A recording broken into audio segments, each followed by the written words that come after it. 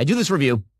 I put out this tweet and everybody loses their mind. I mean, loses their mind. There are articles about my review of this movie in sources as diverse as Newsweek, NBC News, The Daily Beast. Everyone's covering the fact that I did not like this movie and that I made a video in which I periodically Oppenheimer the Barbie materials. I take like a match and I light the Barbie stuff on fire. And this apparently is terrible. How? No, it can't be. The reaction to me burning a Barbie car with like a Barbie and Ken in it is like the reaction of the Islamic world when someone burns a Quran in Sweden. What the Run.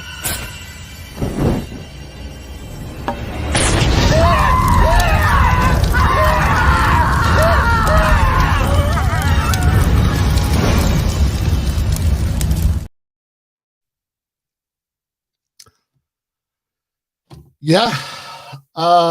My name is Ben Burgess. This is Give Them an Argument. I am joined as always by our super producer, Jake Appett, and by our very talented graphic designer, J. Andrew World. Also joined by This is Revolution host, Sublation magazine columnist, American expatriate, south of the border, occasional guest or co-host of this show, Jason Myles.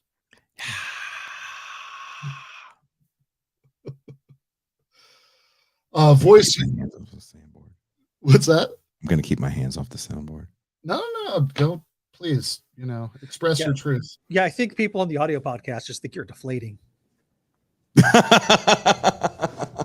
No, keep your hands on the soundboard, please. They'll definitely make this more entertaining. Someone said sometime dog sitter. Dog sitter. I did have a lot of fun making some really fun videos with soundtracks by my favorite bands to your animal. Yeah, frequent dog sitter. I think at this point, over the course of the last several months, yeah. So at a certain point, you get to update your LinkedIn to frequent dog sitter after like 8 or 9 times. Get those skills in there. I was definitely told that I was supposed to use some of those photos on my dating profile. That I would have done a lot better had I used some of the Lucy videos, but then I would have felt like a liar. Well, you don't have to claim that you have dogs. Yeah, pretend the soundboard's wearing something slick. You could just be open about the fact that you like dogs. And, you do well with dogs. She is a dog.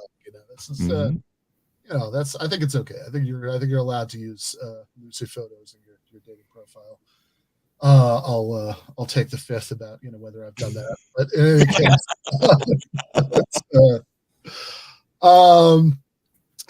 So we are in a few minutes going to be talking about Jason's latest, at least in terms of publication date, in Sublation, which is about grifters. I've been rewatching the early seasons of Community, and there's an episode in there we'd play a clip of, if not for the copyright fascists, where they take a class called Grifting 101, and I'm going to spoil an ancient sitcom episode right now. This is like 10 years ago, and the twist in the episode is that the class that's supposed to teach you how to grift is itself a grift. They never get around to teaching you grifted. That's actually kind of awesome. But there's a lot of like people exchanging empty briefcases, but like thing.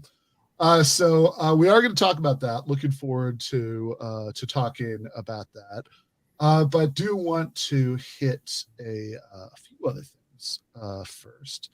So first of all, do you actually think people are as angry at Ben Shapiro for burning Barbie as people were about the Quran burning in Sweden? Because I'm going to say no.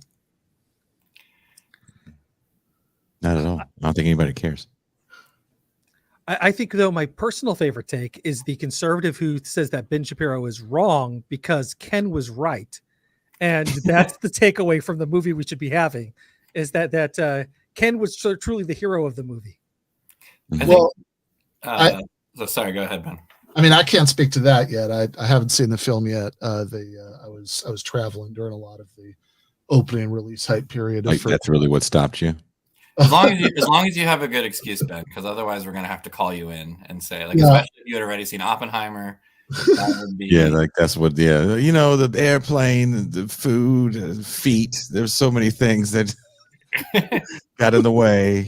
Yeah, you better have a good excuse. Well, whether or not I would have seen Barbie anyway, I really have been traveling last week, and I also haven't seen Oppenheimer.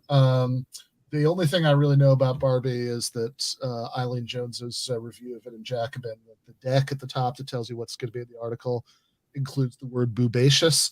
And I'm going to think about that next time Jacobin makes me cut something.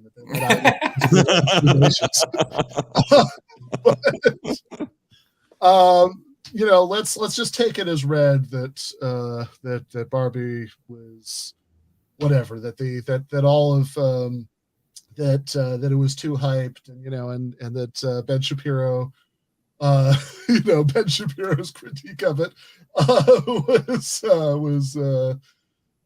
was not as ridiculous as you might think. I don't know. I guess I have to say I think it's possible that rather than being filled with the sort of righteous rage of people preparing a bombing campaign, that like really people who reacted to the video were mostly just making fun of the fact that this grown man spent an hour talking about how much he hated Barbie. Yeah, I mean, I think that that's a frequent mistake that conservatives make of like light critique, a little bit of poking fun. That's the same as like a jihad, right, or whatever. And on some level, he's kind of just trying to be provocative, I guess. But I mean, I think my honest plea, if you're a Ben Shapiro fan and you're also watching this, which is probably pretty unlikely, is just like, if your guy is often saying things like that, if your guy made that video, right, even if on some level he's just trying to like trigger the libs, which I think is what a big part of it is. But if so much of what you do is just about trying to trigger the libs to some degree, it's like, how serious of a interlocutor are you working with? As a liberal, I wasn't freaked out by the beginning of that video of Ben burning the Barbie or whatever. I wasn't like, oh no, he's about to destroy me with facts and logic. This is like a serious. What's amazing about the video is that it is a confession of why he is a failed screenwriter in Hollywood, because he gets to the whole he explains the whole setup of the conflict of the movie, and then it's just like, well, that's just stupid because that's not how that's not what people are going to see the movie. It's like, that's not how the real Barbie acts. Is that what he said? People want conflict. You're creating conflict. Whether or not you like the conflict or not, that's a different story. But like, it's just setting up conflict. This isn't what anything to be mad about, dude. Like no wonder why nobody bought your script. You don't understand how these things work. Can I ask you guys a question also about Barbie? About Ben Shapiro and Barbie. Like, I saw him all dolled up to see the premiere. Mm-hmm. Is there any chance that guy doesn't on some level enjoy the pageantry of Barbie? I feel like that, like Ben Shapiro, like he's all, waxed up and he's all like, he's wearing, and people pointed out what he wore to the premiere. I don't think we have the picture, but he literally looked like he was cosplaying Ken from one of the. And he wore an acid wash jean jacket for his review. Like, does that guy really not on some level enjoy going to see Barbie? I don't know. I don't think that was his least favorite assignment. But he probably loved going to the movies. I think, doesn't he have a child? Does he have a daughter? I think he has a couple kids, doesn't he? Yeah, he has a couple kids. Yeah, I don't know anything about them, but yeah. Good. Well, that's good, right? Yeah, but they also have like a Barbie dream house in the background of the set whenever he was doing the review. So like somebody on this, who worked there had that. It could have been his kids, right? It could well have been. I do actually remember the only time that off the top of my head that I've ever felt any sympathy for Ben Shapiro is when Nick Fuentes, I believe, was trying to start some shit with him, and he was like videotaping himself like bothering Shapiro while he's crossing the street with his like wife and their little kids, and he's like trying to get it to answer some political question. And it's like, come on, man. So like, Barbie, like I'm a I used to be kind of a bigger collector of toys at a point in my life when I actually had the means. My daughter on Father's Day took me to my favorite store in the whole wide planet, Super 7 in San Francisco, in the Mission District of San Francisco, and let me choose my action figures. Wonderful young woman my daughter is becoming. And you know, I bought her when she was a lot younger some collectible Barbies. I have fun collecting that stuff. I mean, the higher end Barbies, when you look at the handwork that goes into the clothes they make. I like style. I like fashion through certain eras. So I get a kick out of like the 40s Barbies and stuff like that. So I don't understand how you can make a movie out of something that is extremely non-confrontational. So that's just going to be silly. Unless it's going to be like Barbie and the Rockers, the movie, which might be better than the Jim and the Holograms movie. But I don't know why. You know why he's talking about Barbie. It's because it's the only way you can get people talking about your stuff in a moment where everybody's kind of happy that they're going to the theater, whether you like Oppenheimer, whether you think it's problematic, whether you like Barbie or don't care for it. There are people going to the theaters in droves, but you know, there's a bigger conversation we can have about extremely popular IPs. And you know, Barbie is really no different than the Avengers in that regard. But people definitely wanted to see Barbie in droves, and there's a lot of cats talking about it, and he's going to co-opt that conversation and definitely use it in a way that he knows how to use it by saying that it's somehow degrading to men or something, and then you know, he's being victimized. It's like Kiss, one of the biggest bands in the world, always talks about how it's them against the world. It's like, well, is it really? Yeah. And I gotta say, I remember back in '98 there was a graphic novel conference I was at, and the high point of the conference was not okay. It was actually me hanging out with Will Eisner and Scott McCloud. But the second coolest thing about the conference was this great panel on Barbie in the middle of like all these people talking about comics, and this woman just had this great presentation. Opens up by pulling out this X-ray of somebody's stomach with a Barbie head floating in it, and like. We were like, everybody in the room was just like about to get up, and we just all sat right back down. And we're just like, okay, where is this going? Yeah. To take us to where, and it was like this academic conference, and she's like giving this academic, reading this academic paper on Barbie, and it was a bunch of dudes who were there for comic books, who were just like, wow, this is, having this great back and forth with her, which, like I said, one of my favorite moments from that weekend. Are we done with Barbie, Ben? Or no. This is going to be the entire episode. Once I see them, I haven't seen the movie either. I got Jason on here by saying that we were going to talk about his article. Really, we're just going to talk about Barbie. Look, man, I got my daughter 2 Barbies that were collectors Barbies. I got her a Gianni Versace Barbie, so the actual clothes are designed by Gianni Versace, and it's like one of maybe 1,000 or so. And I got her a Philippines Barbie, which was extremely hard to find. My daughter is half Filipino, and they have a Pacific Islander Barbie, but that is different than the Filipino Barbie. So I was very excited to get her both of those things. So I can talk Barbie. I definitely bought my share of doll houses. I've played my share I've had my share of tea parties. I've bought my share of clothes for Barbies. Do I get equally as excited? Yes. Anything my kids want to do that's like toy based, Thomas the Train Barbie, Beyblade, you name it. You guys want to talk about these toys and the stuff that comes with them, I'm always down. So the next question is like, what is happening to alpha male in our society? You have an alpha male like Jason who's been feminized by propaganda. You're probably going to eat the first wave feminism or whatever it is in the Barbie movie right up. Oh wow. I don't know if I'm going to watch it because I don't care to see a movie about something that was a great thing to use your imagination to play Yes, with. yes, You know that's what I true. mean? And that's how I look at a lot of like toys. I mean, on the other hand, Greta Gerwig is an absolute artiste and has made some fantastic films. I don't think she's made a bad movie yet. I have not seen Barbie yet, but I know me and my wife are planning on it, and I'm excited to see it because I appreciate her as an artist. Yeah, all right. So we've got 4 people on screen who haven't seen this movie. So let's talk about it for another hour. Yeah. But I did watch all 41 minutes because it's not really 43 minutes. Ben Shapiro lies. He doesn't add read in the middle of it. Oh my God. Yeah.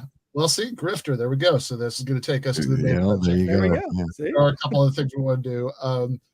No, look, I don't know if I'm ever going to see this movie or not. I mean, I feel like it's the kind of thing that if somebody wanted to see it, like I wouldn't be like, no, I'm not going to see that.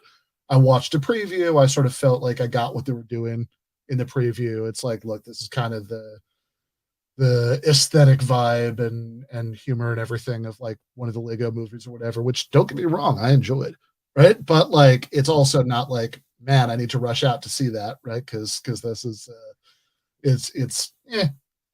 now Charles does raise an important challenge. Why is it that on my in none of my weekly phone calls with Joe Rogan about who he should book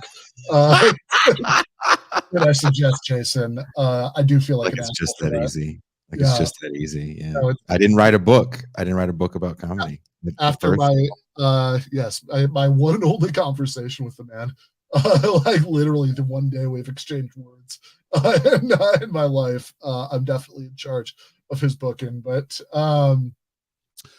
although I also saw that apparently Donald Trump has requested many times, there's an article about this in the New York Post just now, to go on Joe Rogan and been consistently turned down. Oh wow! Well, me and Donald Trump have something in common. There you go. Finally, right? Neither one of us has been on Joe Rogan. Yeah. That's all it is. Yeah. Well, anyway, maybe he will after the book of the anthology of essays that includes this one we're going to talk about today. But in any case, before we do talk about that, I do want to hit a few other things that happened in the last week. One of them is that in this article in Jacobin, Conservative Free Speech Crusaders tried to censor a left-wing podcast, is about a podcast called Know Your Enemy. It's co-hosted by Matt Sitman and Sam Adler-Bell, both of whom have been guests on this show in the past. And it's like, I say this with love as a semi frequent listener of the show. It's like a nerdy kind of like left intellectual bookish kind of podcast. Like it's about the right, but it's not like dunking on it. It's like they'll read Whitaker Chambers' book from 1952 and do an episode where they do a deep dive on it. And part of the gimmick of the show is that the tiers on the Patreon have these joke names. So the sort of lowest one is called Young Americans for Freedom. And then there's the middle one is West Coast Straussian, which is a joke you pretty much have to listen to the show to get. And then the top is John Bircher. And so these were all named after different kinds of right-wingers. And Young Americans for Freedom is the conservative student organization. It was founded by William F. Buckley in 1960. It hasn't existed for a while, but they in like 2011, I think, they merged into something called Young America's Foundation. And Young America's Foundation tried to sue Matt and Sam for trademark infringement because this obviously satirical tier name on the podcast they said was deception and was likely to cause confusion. So I really want to take a beat on this, because if you're saying this is likely to cause confusion, you're saying that somewhere out there there's a conservative who finds their way, and I don't even know how they make it to this website at the beginning. They find their way to the Know Your Enemy, which I think on the top of the Patreon page, it says like a leftist guide to the right. the Know Your Enemy Patreon page, and they scroll down to the tiers, and one of the tiers says Young Americans for Freedom, and the description of the tier says like what you get for this tier. It starts with the make sure that Sam isn't just eating hot dogs for every meal. And you think, okay, that's an odd way for this conservative youth organization to describe itself, but whatever. It says Young Americans for Freedom. This must be the link to click to join this organization. Interesting. And I didn't read the article. So what do they do to try to stop people from listening to the show? So what they did is they tried to sue them for trademark infringement, which because they were using the name in the podcast here, and given that it's Know Your Enemy is quite successful by the standards of a socialist podcast, but as William F. Buckley once said about Michael Harrington, said he was his obituary of Harrington. He said he was the most prominent socialist in the United States, which is a little bit like being the tallest building in Wichita, Kansas. It's, like a really successful socialist podcast. What are we talking about here? You have like a few thousand, Patreon subscribers. Whereas, of course, in the billionaire-funded world of right-wing foundations, the money that they get from this Patreon is like some loose change that Matt and Sam found behind the couch. It's just totally insignificant. So if they'd gone ahead with this, now eventually after months, they withdrew it for the moment, apparently because of questions about whether they even still own this trademark. And I have a really hard time imagining a court not just saying, well, this is obvious satire, right? You're allowed to do satire. There's a lot of precedent about this. But, it is maybe just a little bit revealing about both how much money these people have to throw around and how much their instinct about stuff like this, people they dislike, is to just throw some of it around to... But does it also speak to kind of people's lust for fame and how they get there, and lust for notoriety? I mean, if we think about someone like Jordan Peterson, I mean, he really comes to prominence because he's, very loudly opposing this, almost titular bill in his native Canada, and acting as if he's being crucified by the state for an opinion. So I don't know. It seems like it's kind of par for the course of anyone trying to seek some sort of notoriety. You first have to pinpoint your enemy. If this is the kind of thing that you're going to do, where you're going to have kind of more of an antagonistic show where it's like me against the world, you find your enemy, and then you make a very big public brouhaha over who your enemy is. It doesn't matter if you withdraw your lawsuit or if it gets thrown out of court. All that matters is that the lawsuit happened. Everything after that is going to be part of your, kind of hero or villain's origin story, depending on where you sit. Yeah, I mean, I would be interested in how Yaf is spinning this. Because that's Scott Walker's group, isn't it? Yes, that's correct. Yep. What at least that's the one he's in charge of now. Yeah, or I don't know if he still is. You might be right about that. I do remember that he definitely at least was at some point. So yeah, no, I mean, look, I don't know exactly what they were going to. They thought they were going to get out of this, right? Even if they they like soaked these people for what little they have. There's also, I think, Dissent magazine, which they're partnered with, was also a named defendant in the lawsuit, but I don't think Dissent is exactly overflowing with money either. I mean, ultimately, it's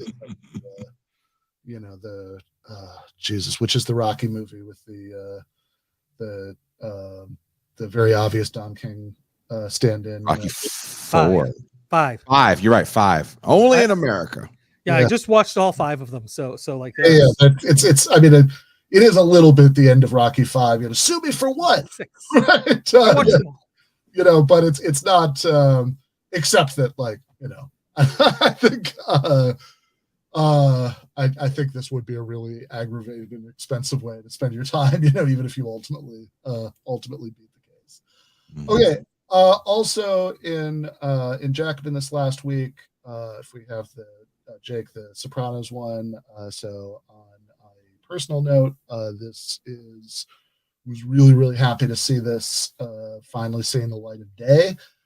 So the name of the article is talking about the Sopranos with Michael Brooks.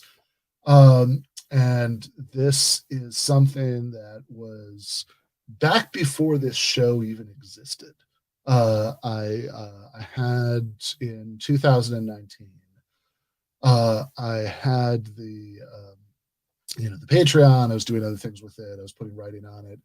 And as like a bonus thing, I just spent the days, this is summer 2019. I just spent the day in Michael Brooks's apartment in Brooklyn, working with him on his book Against the Web. And at the end of the day, traded pace, we're going to record this thing that I was going to put on there as like a little bonus for subscribers. That was this like audio only podcast kind of conversation about probably the single non-political subject we spent the most time talking about, which was HBO's The Sopranos. And in that, when we were recording it, Michael had a really nice microphone. Toward the end, during the COVID shutdown, when everything was being recorded from his apartment, people have seen it, right? But like so he did have a nice microphone, but he only had the one of them, and so we sort of awkwardly positioned it between the two of us on the table, and the audio ended up being terrible, like essentially unusable, especially on his end, and I'm just very loud, right? But it was also, so ultimately I didn't do anything with it. I think I did put it on there anyway, but it's like, look, if you get anything out of this, go nuts. But it's essentially unusable. And then especially after he passed in summer 2020, this was a source of frustration that I couldn't that it was, the audio on this thing was so bad. I would have liked to be able to share this with people. And last year, Matthew Vernon Whalen, as a writer, oral historian, stepped up and offered to try to transcribe it, which he ended up doing. And then last Thursday, on the third anniversary of Michael's death, finally put this out in Jacobin. Now, it's not, if you think you're going to get any sort of profound political insights from this conversation, it's not that, right? It's like me and Michael arguing about whether Richie Aprile was a worse person than Philly Leotardo, and whether Tony really dies at the end, shit like that. But just small thing, but one that means a lot to me. Was really, really happy that they finally put this out. So do check that one out. And I see in the chat that Strom has arrived, so we can finally start the main event. I am going to talk to Jason about this Sublation article. Do we have a graphic for the article?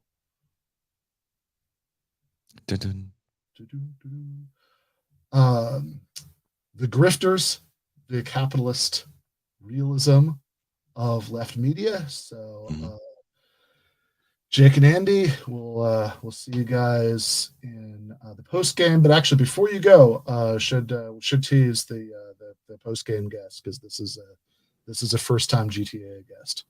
Yeah, it's Kt Baldassaro. She is an actress and filmmaker herself. She's been in some big movies and very small parts. Like The Purge. I know that's the one I always mention for Ben, because I know, like, of her filmology, that's the movie he would have seen. Yeah. I looked at the IMDb page, and it's The Purge election year, which is one of the ones I saw. So yes, absolutely.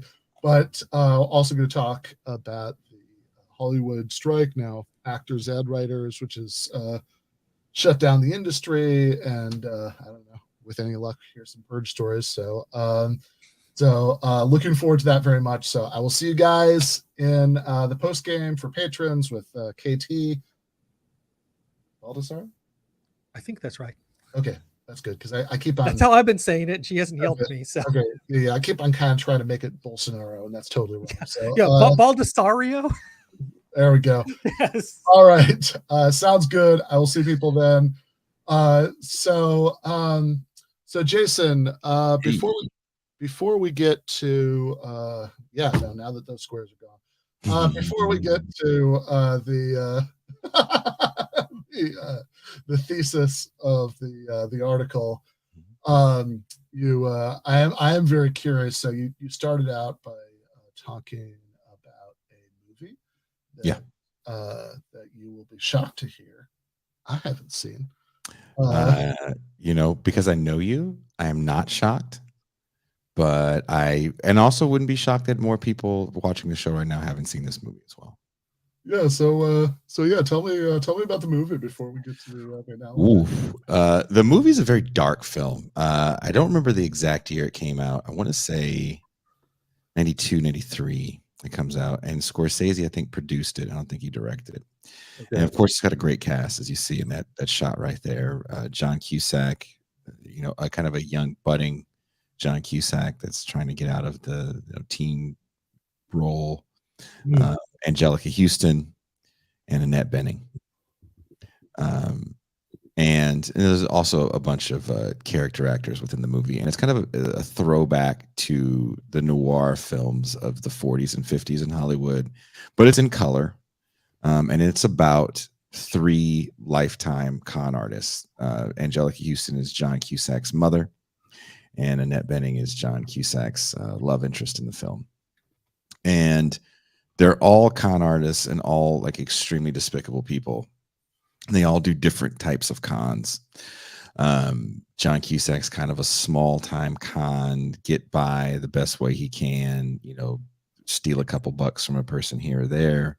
And Annette Bening's character is kind of the longer con, bigger payoff, and Cusack's mom is just a con artist /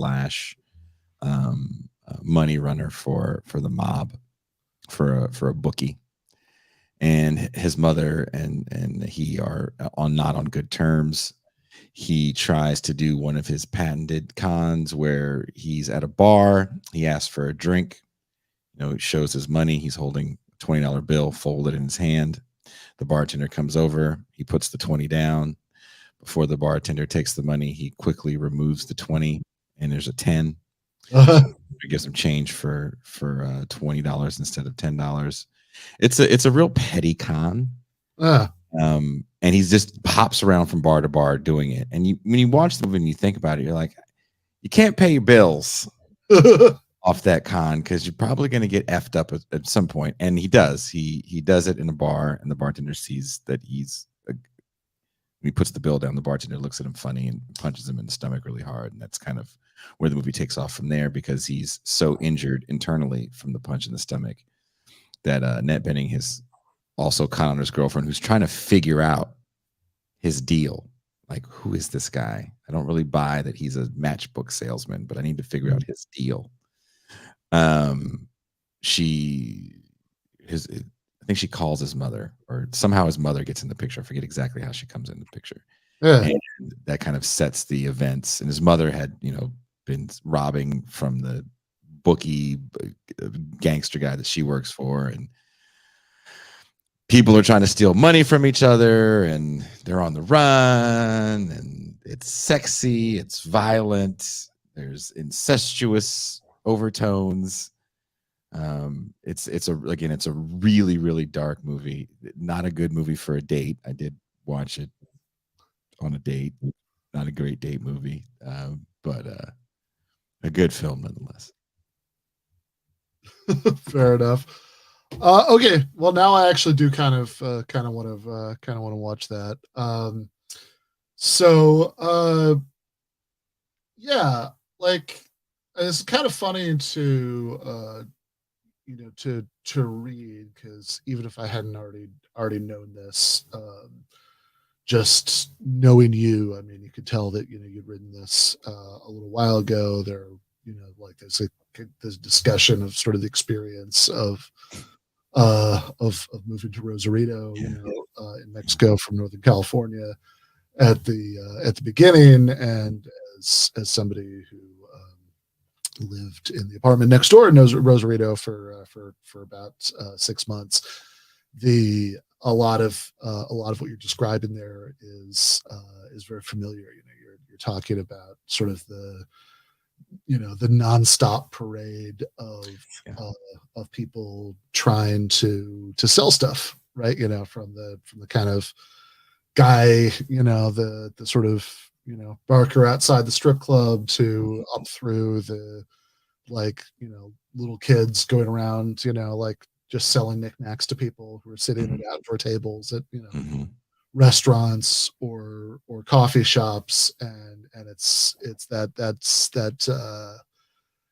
constant hustle that people are engaged in as they're trying to they're trying to make the best of pretty bad conditions, right? In a lot of cases in pretty poor country, which is obviously very different from the sort of hustle involved in media stuff that's mostly engaged in by middle class people, and in a very on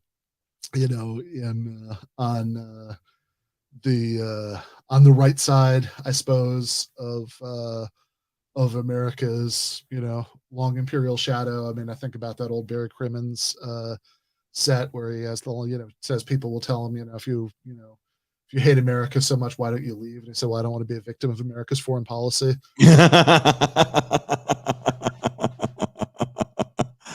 It's moving here. When I first moved here, I remember going out with our friend Shaka Kani to the Aqua Bar. Yeah. To get a burger at the Aqua Bar because it stays open all night. And I think it was like a Friday night. So Friday night in downtown Rosarito is a very, very busy night for people selling stuff. And it's not like I'm never seen that before, even from where I'm from, the Bay Area. I'm very used to, hustles and people trying to, just sell you crap. And what kind of would mess me up is like the parade of children. And I remember sitting there thinking, how do you have genuine connections with people when your only relationship to people is to use your youth and charm to separate them from their money? And how do you trust your parents at a certain point when you get to the point where you kind of realize that my parents put me out here kind of as soon as I could walk to badly play an instrument or sing or just kind of make a puppy dog face and sell you something that you definitely don't need or want. And that definitely hit me in a certain place. And at the time I wrote it, I actually wrote it because there is a show that my show gets confused for, and those people were kind of getting wrung through the coals, and I don't like that show. Actually, I don't think it's very good, but I didn't think those people were con artists. Right. I just thought that they were chasing a buck, and there's a very big difference. It might be slim to the people that watch the shows, but in reality the difference to me is very, very different. And also, I came to Mexico after I was working with a population that's just how they get by. I got to hustle somebody to get by. So when you're around a hustler mentality like that, where people are always out to try to pull something over on you so they can get just a couple dollars, compared to someone that's chasing a very, very small niche market share, I see why people like to use that term. It does sound sexy in a way, but it just doesn't, for me, it doesn't compute. Yeah, so I want to get into that because there is like, okay, so I think a couple things are true here. One is that the term is just, ludicrously overused at this point. Like I see people all the time using the word grifter to essentially mean person who does media who I don't like. Like that's literally all it means in a lot of uses of it. And I think there are a lot of problems with the way that it's used, but I do want to kind of zero in on something you said about how you sort of get why people use that term, right? So I was thinking about it because I knew we were going to do this episode, and I saw this clip pop up on Twitter. This is not the show you're confused for. We'll let that one stay anonymous. But it's a different show. Well, Joe Biden is a bigger fascist than Donald Trump, and I'll debate anybody on that. That's just a fact. And so when people say that Joe Biden is some kind of an antidote to Donald Trump, Joe Biden is worse. He's a worse president than Donald Trump. And again, by any metric, he is worse. Yeah, one thing I will tell people is that just because you can dislike Donald Trump, but just because you dislike him doesn't mean he colluded with Russia. That's right. It's just like, right. And if they can do that to a president of the United States, they'll do that to anybody. They did that in lieu of killing him like they did to Kennedy. They couldn't discredit Kennedy like that, so they just killed him. Same thing with RFK. And so, but they could discredit Donald Trump because he had a comb over and he's been a clown in our society for 30 years or 40. And so it was easier to do that to him than someone else. And Donald Trump didn't have any allies inside the Republican Party because he didn't come up through the Republican Party. Right. And nobody owed him favors. And so that's why the Republicans establishment and the donor class hates Donald Trump. That's the difference between him and Joe Biden. The biggest difference between Donald Trump and Joe Biden is the donor class hates Donald Trump and they love Joe Biden. Interesting. Who's the donor class? What metrics are you using? Well, especially because, I mean, Bronco Marchich pointed this out on Twitter. I mean, there are quite a few billionaires who gave Donald Trump money for his reelection effort. Yeah. In 2020. And it's foolish. And it'd be very odd if they all hated him because one of his major accomplishments in office was giving them a huge tax cut. I don't know. I mean, maybe I'm out of touch. Maybe rich people don't like money anymore. But I mean, I was on that show. I wasn't on that particular show, but I was on that show. And if anybody wants to see, they still have it up. Probably the angriest I've ever been doing this job that you and I do for a living. Watch that episode and get a good laugh out of it. Someone made they sent me, I think this person's watching the show right now. They sent me a picture, a screenshot of me on that show. And they said, whenever I get down, I look at this picture and think to myself, at least I'm not as mad as Jason was on that show. I have seen you in a lot of different situations. I've seen you, I've seen you get mad in real life because there'll be some kind of border guard. For example, yes, that would be one of the times I've seen you get mad in real life. Yeah, just some kind of shitty interpersonal interaction, whatever. I've never seen you as mad as I didn't watch much of it. I watched a minute of it. I was like, oh my god, Jason looks really bad. Oh yeah, dude. Some of the things that were being said, I was like, that's.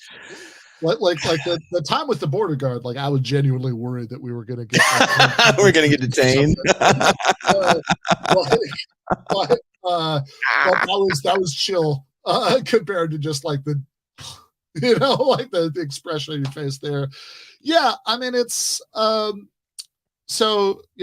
joke I was going to make is that this isn't what people would mix up you for. I mean, I guess maybe they would mix up me for the other person on the screen there because we both live in Los Angeles and wear glasses.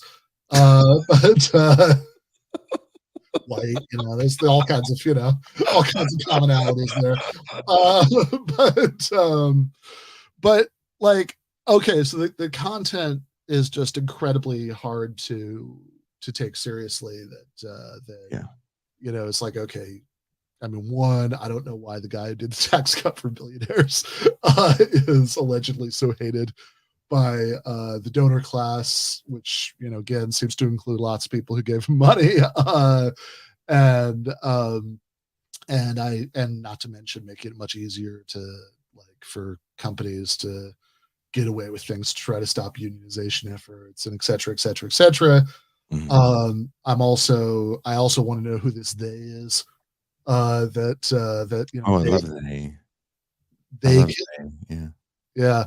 No, it's always a good sign. I mean, like, James Lindsay loves they, right? You know, as like the subject of his tweets and stuff. You know, it's like they killed Kennedy, they JFK and RFK, and, you know, but which they did apparently because it was impossible to find dirt on those people. They never did anything embarrassing.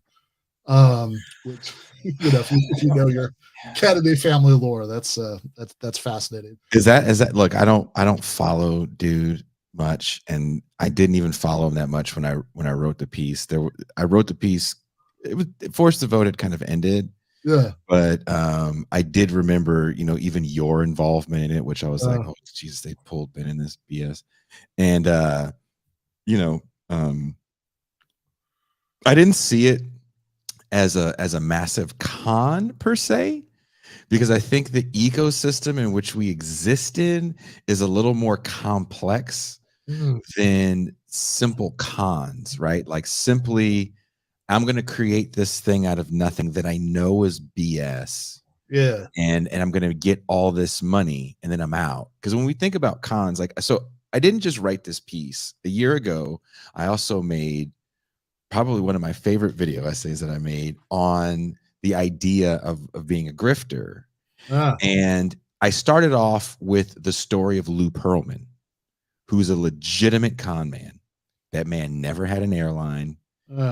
He financed these massively large boy bands with the conning of old people and their retirement funds, right? And there was a great documentary on YouTube that you guys can all watch called The Boy Band Con, that a few of the people, I think Lance Bass is one of the main people behind it, did a real deep dive into the history of Lou Pearlman. And I start the video off and I end the video with Lou Pearlman. And I also talk about Elizabeth Holmes. She hadn't been sentenced at the time when I did it, who I think is an interesting, you know, case study in the long con. You know, these are legitimate long con Bertie Madoff. Like, there's so many people that are legitimate con people, and to assume that media personalities are the exact same as these people with these complex schemes, I go, well, what's the difference between a con artist for you and someone chasing a market? Because we all exist in capitalism, regardless if our show is a hammer and sickle love fest or, you know, neoliberalism rules, you know, for an hour. How do you differentiate those two things? Right. And that moniker was so quick to get thrown onto people. And it also kind of entails that everyone thinks the exact same thing. Right. And they're just lying about knowing the exact same things and feeling the same way that you feel about the political arena and the economic system in which we exist in. And I find that kind of like, oh, wow, that's you really live in a world of you at that point. And the internet has a lot to do with that. And also when we talk about like shows that we show that get the most views, you know, if we called this show, you know, I don't know, it would get a lot of views. Why We Hate Trans People, right? We'd get tons of views, a lot of hate views. We would get tons of super chats of people telling us to go F ourselves. And right? it spends just the same as the ones who are expressing love. The way to do that show would be like, you know, look, we didn't actually say that in the episode. It's like, well, okay, but the title of the show, Why We Hate Trans People. It's like, no, you got to take that in context. And if we spent the whole show talking about Nightmare on Elm Street 3, Yeah. it wouldn't matter. Yeah. People are very, very reactionary to titles. Yeah. And the content that people tell you they want to see and what people actually want to see are two totally different things. And in the video essay, I really call out the viewing audience's role in what they think are grifters. It's an ecosystem that we all exist in. Jimmy Dore may believe, and I do believe he believes. One of our friends that shall remain nameless told us a story about another friend who's no longer here with us that shall remain nameless about their encounter with Jimmy Dore, and really like, maybe this guy is a real deal true believer. And he's an older cat of a different generation that does exist in an online sphere. And what happens when a lot of stuff you say, people go, yeah, you're right. You do have a lot of yes men on a weird level when you do stuff like this. I had a good friend that did some board work for like the Michael Savages of the world on the radio station that he worked in. And he said, a lot of these people maybe don't 100% believe it, but when you do it every day for so long, sometimes these beliefs kind of seep into who you think you are. So sure, I'm sure Jimmy Dore believes that Democrats suck. He's also kind of captured by the electoral system. He's kind of captured by overly simplistic narratives, and he's captured by commenting on the world as if everything is sports talk. So you have to, as Jim Rome always says, who I don't like, have a take and don't suck. And that's kind of this style of show. I don't want to say media, this style of show. I'm going to have a take. It's going to be very, very outrage filled. And this brings back a character that I think is extremely important for this moment, is Morton Downey Jr. And it feels as if you want to say Jimmy Dore is a con man or playing a role, the only role I see Jimmy Dore playing at this point is the role of a wannabe Morton Downey Jr. Morton Downey Jr. was born a Democrat. Was actually good friends with the Kennedys as a young person. But by the time he has his show, the Morton Downey Jr. show, he is to the right of Republicans. He had Ron Paul on the show, and he was far to the right of Ron Paul. And the audience is made up of young people, teenagers, and they love Morton Downey Jr. And Jimmy Dore has a little bit of that for this moment, right? He doesn't have the influence of cable television and hundreds of millions of eyeballs like Morton Downey had, but Jimmy Dore does get his fair share of eyeballs, and the same vitriol in which he spits the nonsense really reminds me of Morton Downey. And I put him in the video essay as well to show that, it's easy to think, oh, well, Sean Hannity is this way because he's a right winger. Like, no, what made Morton Downey get the attention of so many nihilistic teenagers in late Cold War America? And it has a lot to do with an idea of honesty coming from the I'm just a dumb guy from the sticks like you. And Morton Downey did this. And Morton Downey was not, his father was a well-known musician. He came from, you don't know the Kennedys because you just happen to live down the street. You know what I mean? That's a hell of a street to live down. So he played that role beautifully in a way that no one else has been able to capture it. And what you see in someone like Jimmy Dore is someone trying to recapture that thing. And it's working, apparently. He's a homeowner. I am not. To put it mildly, yeah. I mean, which, you mentioned, you alluded to my role in the force the vote stuff, which, most recently was that. So I had, just to do the briefest possible recap, which is still more than the subject deserves. But like, back in like December of 2020, December 2020, right? Because it was there'd been the 2020 midterm election, 2020, not the midterm elections, but the 2020 elections, and so new Congress is coming in, and Jimmy got the brainstorm. I believe this was him originally, that the squad, with AOC and Rashida and Ilhan and whoever else was there at that time, who have after conversations with you about this, I can't say the squad without sort of imagining some sort of like Captain Planet bullshit where they all they're putting the rings in. That's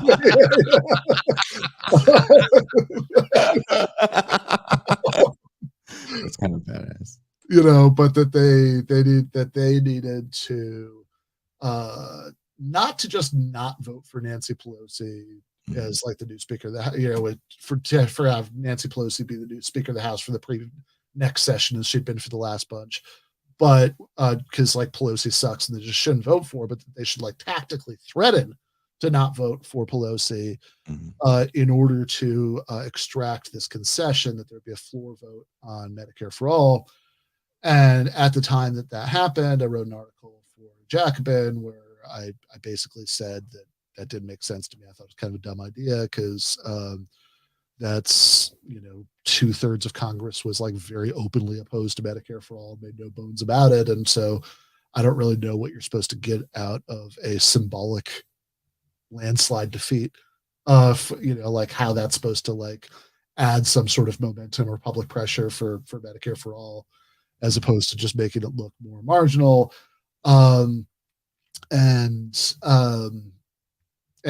This idea that people were gonna people were gonna rise up and like they were gonna be so shocked that their congressman voted against this that they'd run them out of office because it was the middle of a pandemic and people lost their health insurance. Like, yeah, okay, we're trying to get checks. Yeah, but except that there had just been a presidential election in which, in the Democratic primaries, Medicare for all was like the big policy issue that was being debated, and the guy who was openly against it won. And I don't think he won because people like didn't want Medicare for all. I just think that like most Democratic primary voters didn't take very seriously the idea that it was going to happen. It didn't seem like something that was really going to happen, so they didn't vote based on it. So in any case, I wrote this article for Jacobin, and then there was a lot of back and forth. To this day, I will still get like one of the groups of people who are the most likely to like track me down and like send me like angry like DM messages on some like platform that I don't have as filtered, are people who are like mad at me that I didn't support Force the Vote in January 2021. I mean, that still happens. That's he got people very, very, very riled up about this. And then this year, and back in January, when the Republican speaker race was happening, Kevin McCarthy and some of the sort of nuttiest, maggiest Republicans managed to hold that up and vote against him and extract some concessions. There was a lot of force the vote would have worked. Now, I thought and still think that you're not really comparing apples to apples here, that they weren't like wasting their time demanding symbolic floor votes, stuff that they didn't have the votes for. They were demanding like committee hearings. There were a lot more of them and blah, blah, blah. Which Jimmy Dore thought was stupid, committee positions. Yeah. Yeah. Yeah. I remember that. He was like, get out of here with committees. What are you talking, it's like, yeah, that's lame. Right. It's like, that's not exciting, committee assignments, which is very telling. But in any case, so another media figure who I have, who I'm not going to drag into this right this second, although she did, she dragged me into this at the time, was like, hey, remember that at Ben Burgess article about, we shouldn't, about like force the vote was a dumb idea. I'll bet you're regretting that now. I was like, no, I still think so. Whatever. We went back and forth about it. Jimmy got involved in this conversation, and I invited him on this show to say whatever he had to say to me. And and he tweeted at me like 30 times, but he didn't take up that offer. And in the course of it, to be fair, I don't remember whether it was him or whether it was one of his the chorus of people who chime in on his tweets to agree with him, like the little creature on Jabba the Hutt, he had but I remember either he or one of them just said I was a rich Democrat who didn't want people to have health care, which is interesting to me, since you've been in my apartment, you know what it looks like. I know for a fact where Jimmy lives because there was an article about it when he bought it. It was podcaster buys rambling compound, I believe was the phrase they used, rambling compound in Los Angeles. Yeah. I'm perfectly happy with my apartment, but it's got one bedroom. Nobody would describe as rambling.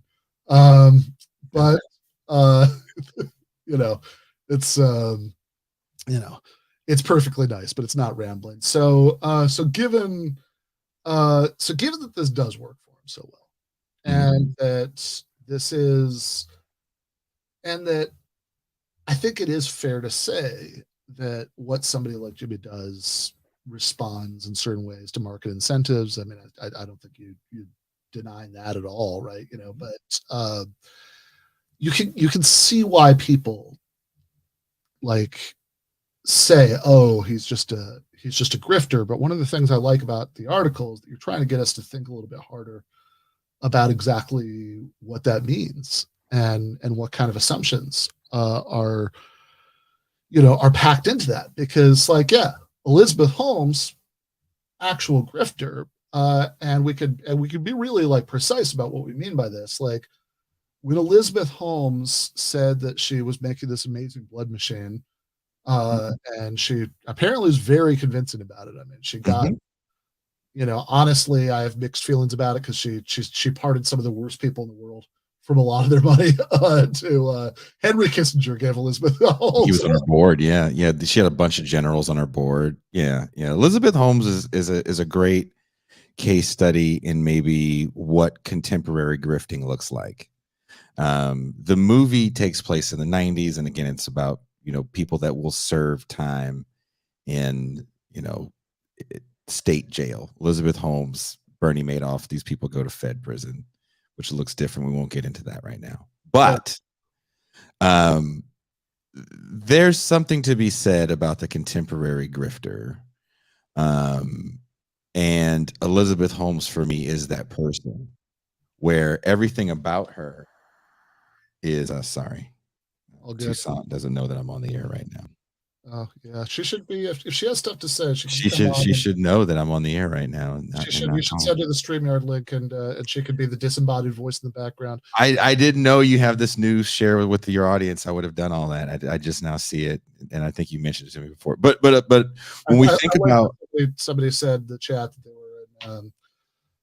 They saw me described as a State Department socialist, and they were excited that I was like that somebody they agreed with politically was exercising some kind of state power. There's all these names, right, that throw around, but when you think about Elizabeth Holmes and what she was able to accomplish, and you see kind of where she comes from. Yeah. She came from a certain amount of privilege. She had crazy access. When she was still a student at Stanford, she never finished. And she was able to create a persona and get a bunch of investor capital for a tech company that really was a biotech company. She didn't exist where biotech existed, which is in a place called South City in the Bay Area, which is south, of course, of San Francisco and Daly City. She existed in Silicon Valley, which is where all the tech companies were. Kind of like WeWork when we think of cons. It's another company. You don't think of WeWork is not a tech company. It's a real estate holdings firm. But there's a reason why they position themselves as a tech company, because you can take losses and still, actually make money in the stock market. And you couldn't do that if you were a real estate holdings company, and you couldn't do that if you're real biotech company that it has a bunch of flawed science behind it. And crucially, like there's really no ambiguity that she knew, right? That like there's actually an interview. I remember I wrote an article for Jackman about this during her trial, where she was asked on air. This is like years before her fall, how this works, and like okay, what does this blood process look like? And she was like, well, there's some chemistry, and like it was like if you or I were trying to come up with like some bullshit to say about like how blood, like we wouldn't have done any worse than what she said, but she said it very confidently and very quickly, and she had, you know, she was doing something that worked for her. She pretended her voice was deeper than it actually is.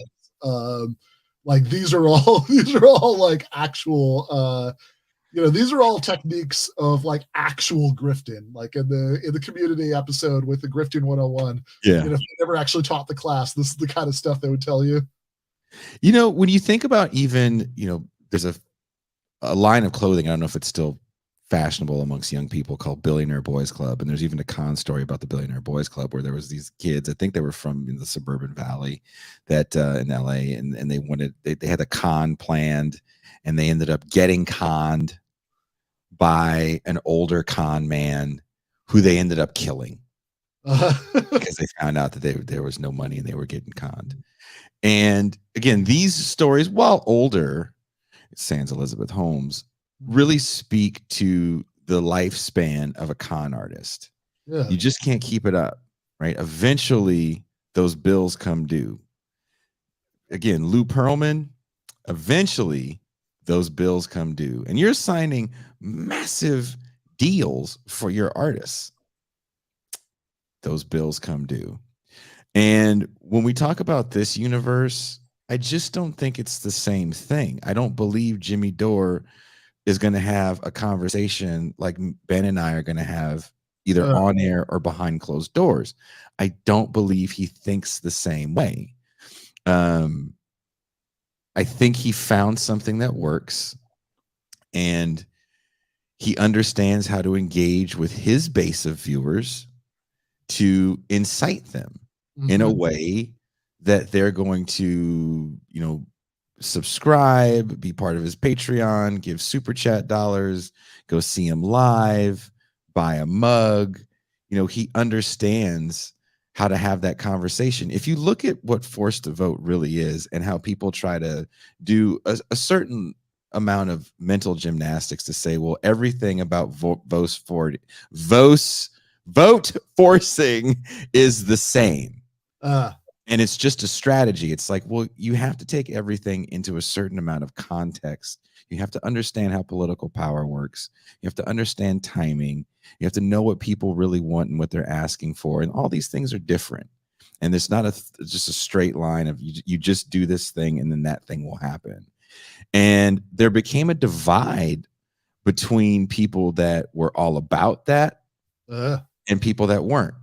And we never really took a stance on it on our show because we didn't think it was anything to talk about, and definitely didn't, make any of that force the vote quick couple $100 that some people made, right? But we've lost people because, maybe I and my big mouth have mentioned that I thought it was silly. And I remember we had one person that would actually be a very, very generous donor to the show during live streams. And he just was like, oh, you guys aren't forced to vote, then F you guys. And definitely that sucks, but it just is what it is. Once Derek Varn on the show mentioned Sam Cedar and Jimmy Dore's name to kind of illustrate a point, and the amount of views that clip got, it's still funny. He just mentioned a name, and it really speaks to how people get emotionally involved. Gene had an maybe part of the title of the clip. Yeah, Sam Cedar, Derek Varn explains somebody ripped somebody a new butthole. It's that kind of stuff really triggers people, because ultimately this is just team sports. What team are you on? And if you're talking bad about my Denver Broncos, well, you know what? F you, buddy. Right? Ben, you've been in my house. You've seen my lounging around the house Denver Bronco Mexican pullover thing that I have. Yep. I love I can visualize it. Yeah. I love heavy music, Satan, and John Elway. My kids fall somewhere under that. Sure. Yeah. Right? Those are the things that I love. Right? And it's just team sports. I know how I feel about conversations about who's the greatest quarterback of all time. I'll tell you, it's John Elway. It's easy, and I can give you point by point. I can do a PowerPoint presentation on why he's the greatest quarterback of all time. But when you want to have like deeper discussions about poverty or our Medicare system or housing, team sports just doesn't work. You're not going to have a discussion where anyone goes, I have a house guest, and her and I were talking about this thing I'm working on about authenticity, using Milli Vanilli. I think you'll love it. Mhm. And it was just a great exchange. We weren't agreeing on every single point, but it was just a fun conversation to have. Once you're part of a team, can't have that discussion anymore, right? Yeah, I mean, I think the team sports thing is really is really telling. I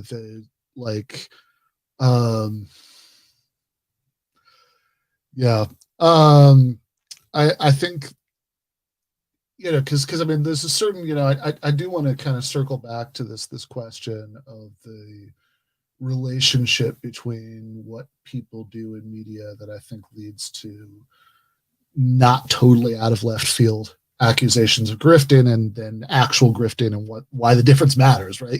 But like because I think you're right, I think it does, but I mean, certainly what I think of is times that I've been on.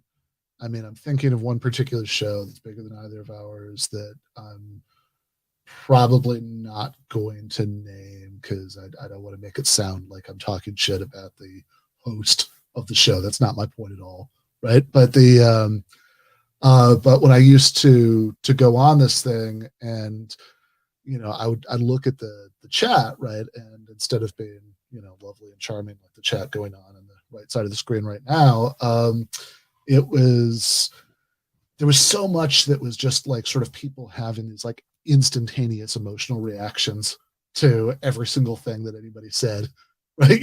Without like taking time to think about it, or it's like, oh, do I, is there a point there? Do I agree with it? Like, it's just this kind of instant like yaying or booing, based on based on what people have been trained to do because of what they perceive as their as their team, and whether somebody is signaling in a way that that makes it seem like they're part of the team, and it's just the dumbest. I mean, it's maybe the most literal form of culture war, because you're literally just fighting about like sensibilities, and I think that like it does. And yeah, I mean, like, it was always very funny to me that like sometimes I'd like go on this one and like the chat would be mad because whatever, I love Democrats and and I love Joe Biden and all these things that we all know that I love, and I love seeing those posts, by the way. And then like then I'd go on, say, the the Majority Report, also hosted by people I like.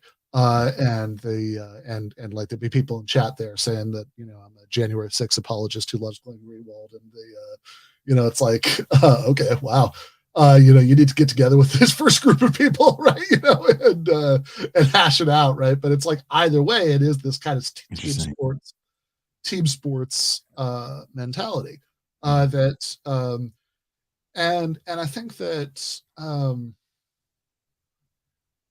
so I think that the true thing in that people are getting at when they throw around the grifter accusation, and they're not just purely using it as person in media who I don't like, that is that there is such a thing as audience capture, that you are trying to, you know, if you're trying to build a specific audience, you've sort of figured out who likes what you're putting out there, and it'd be pretty hard not to get some sense of what they're going to like hearing from you and what they aren't like hearing from you.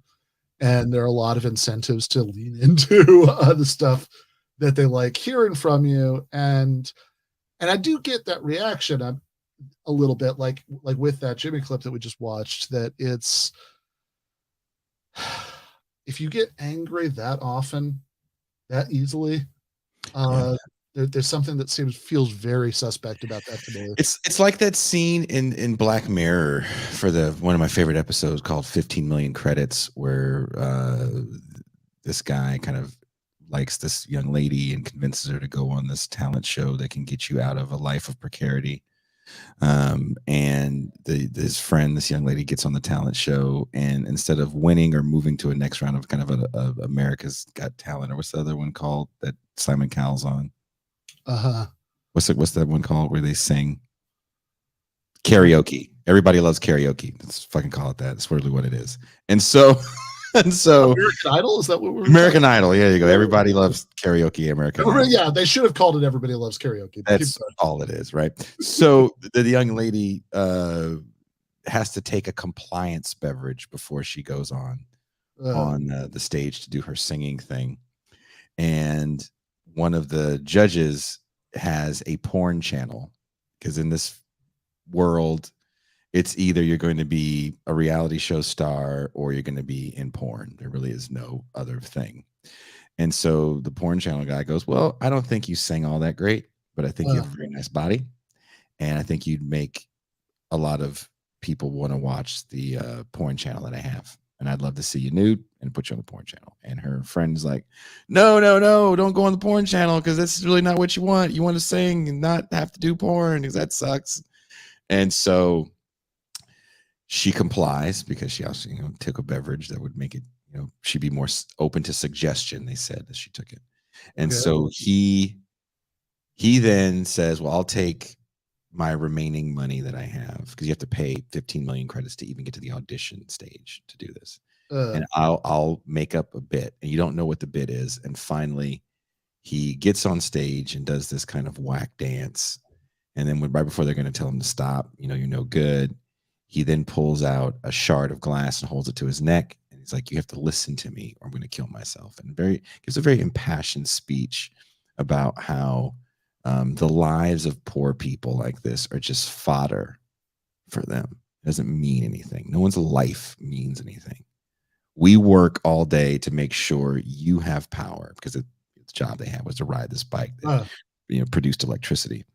And, you know, the only thing that we can hope for is that we can create little avatars of ourselves in the computerized world in which we live in, and we can get like new clothes for this avatar. Like, we can't really have any of our own enjoyment, our own fun. We're nothing.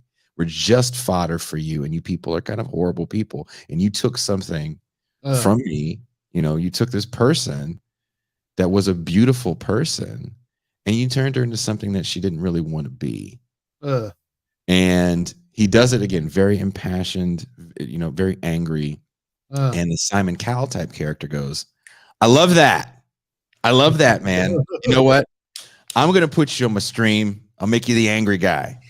And dude's kind of so shocked by it. And then it kind of fast forwards to the dude doing the same thing in a black background. And he's having this very impassioned speech about something going on in the world. That is very true. Everything he's saying is very true.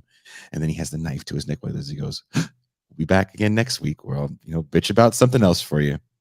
And he has So they live in a world, when you're poor, you live in a world where you don't have windows. Everything is virtual. And part of his success is he puts his fake blade away, and he has a memento that of the young lady. She would make these origami things, and she made him an origami thing. He has this memento, and he looks out into this beautiful view of a lush forest, but it's such an empty existence because he still isn't with the woman that he likes, and he kind of has to live a lie to exist. Do I think Jimmy Dore or a lot of these people that I don't agree with have that same realization whenever they open up their beautiful window to see the lush backdrop of their sprawling California compound? Not at all. Yeah, I mean, I think one problem with the grifter accusation that, you know, even in cases like that, where I think that it's like, look, are you saying some dumb shit that you have a lot of incentives not to stop and think very hard about as it, you know, leaves your mouth? Yeah. But one of the reasons that I think it is like an unhelpful misdiagnosis to call it grifting, that kind of what you just said and a little bit what you alluded to a little while back, which is that, you know, sort of definitional to a grifter is that they know that what they're saying is, you know, like, you have to be self-aware, right, to be a grifter. And I think that this sort of idea that even everybody who's saying it, you know, things that are just totally absurd, realizes that they're totally absurd, I think really underestimates the human capacity for self-deception. Like let's not get it twisted. There's people, definitely not going to call them out, who we both know, who in our circle of friends, you know, I think that guy, if there's going to be someone that's an op, I think it's that guy. Right? Like we know someone, or we know people who are like, oh, if someone's going to be one, it's going to be these cats. But I know the environment in which we all exist in. I know how hard it is to get people to look at what you do. And I also understand the moment that we're in right now, where everybody has influence. You know, my ex-wife loves posting pictures of our children and saying how wonderful they are. And, you know, I dig them sometimes. And the responses that she gets back, Mom of the Year, you know, Mom of the Year. I can do the same thing. Dad of the Year. That shit's addicting, man, to have people praise you to that level. And I think we're in this moment where you can get this kind of praise so instantly. There's no threshold like there is even with music to jump into this world. You got a camera phone and some earbuds and an opinion. You know, be very, very angry about your opinion. Be very, very one way or the other. Either you're, you know, I'm super right-wing guy. I hate all people that don't look like me. I'm black right-wing guy. I hate all black people. Don't you love me now? I'm super lefty guy. No one is as left as me. I've been left for so long that you didn't even know there was a left when I was in the left. I was right-handed. I was so far left. It was all the way around to the other side. But, you know. Yeah, no, absolutely. And I mean, again, I think that it's, I mean, look, I think even in cases that are much worse than like Jimmy Dore saying some stuff about Trump and Biden and JFK that doesn't make a lot of sense. Like, I think that this idea that there's this like really neat binary that either you're operating at a level of maximum sincerity, or that you know that you're just totally, you know, hiding your real beliefs and, you know, whatever. It's like, yeah. I mean, I think on some level, L. Ron Hubbard might have believed, like that, like Scientology was real. That even even though like he had a financial motivation, obviously, but like like was he able to convince himself, of a lot of his own bullshit? Yeah, maybe. Maybe. And I think one reason why this matters, because I can imagine listening to all this and just being like, okay, well, you guys are being awfully charitable towards people who suck. So what's the point here? But I think that I actually think that this sort of automatic assumption that everybody who we think sucks is a grifter is a bad idea is that honestly, I think it makes us kind of dumber in how we react to people, by which I mean that like one of the weird assumptions that's built into all the grifter stuff is that if everybody who disagrees with me is a grifter, then that would suggest that everybody secretly agrees with me, right? Everybody really knows that I'm right, that they're the same. Yeah, they're just pretending to disagree with me, right? Or like sometimes, or like I'll see, like certainly nobody could have possibly just like actually come to different conclusions than we do, or certainly nobody could have started out agreeing with us and then like sincerely decide that they disagree. I mean, like if anybody ever said like a left-wing thing and then in the future they say a right-wing thing, that proves that they knew the truth, but they chose, your friend Satan, tempted them into the lie. And it's like, well, I don't know. I mean, like if somebody said a right-wing thing in the past and they say a left-wing thing, now you would say, oh, well, now they get it, right? Yeah. Like, is it possible that different people who have different experiences than you, who are thinking about different things than you, etc., might just like actually come to different conclusions? And I think, I mean, in a way, I mean, this is actually part of why I wrote the Christopher Hitchens book, because I think that the way that we sort of think about like apostates on the left, people who used to agree with us and then don't, which in a weird, complicated way Hitchens was, I feel like there's a lot of this, and it just kind of makes us dumber. It makes it hard, like I think that we actually benefit from thinking a little bit about how it is that somebody could like actually like sincerely come to those conclusions.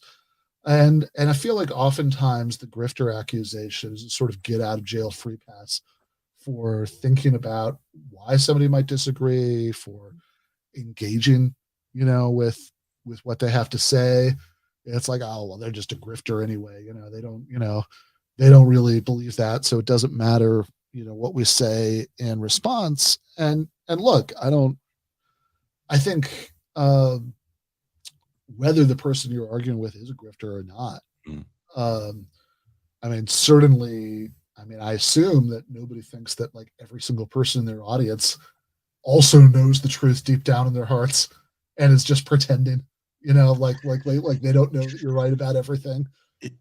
Someone in the chat said something along the lines of people don't care about this narrow definition, but you should care about the definition of words. You should care about what words mean, because when you start changing what words mean, then, for example, coon used to mean something. You're kind of a minstrel. What happens when you change the definition of that word, which it has been changed in the contemporary sense, and now being a minstrel is authentic blackness? That's a problem. That's a huge problem when you change the meaning of words like that. And when the term con man, let's call it what it is, con man, just means someone saying something I don't like, that boils down to that whole I'm living my own truth. So now, everyone, back to what we were trying to say, that everyone then thinks like you. Then you literally live in a world of you where everyone thinks like you. Like, that's a problem. And if you don't see that as a problem, then it's like, well, maybe you just need these overly simplified answers to more complex issues then. and to assume that, well, no one really knows what a grifter is. It's like, well, yeah, that's why they use the term. They believe that a grifter is some sort of con man.